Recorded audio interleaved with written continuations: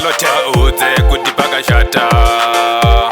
Mwari Baba dai matinzwawo, Mwari Baba dai mationa.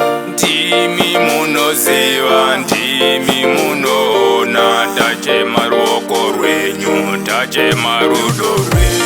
Ndimi minduro, ndimi nhoo yedu, tachema kumatenga dai matinzwawo, tachema nyasha dzenyu, tachema rudo rwenyu, tachema ruoko rwenyu.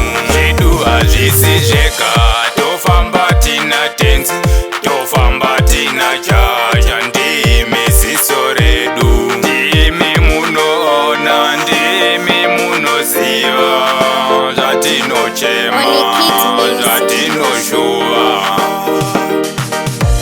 Ndimi minduro, ndimi nhoo yedu, tachema kumatenga dai matinzwawo, tachema nyasha dzenyu.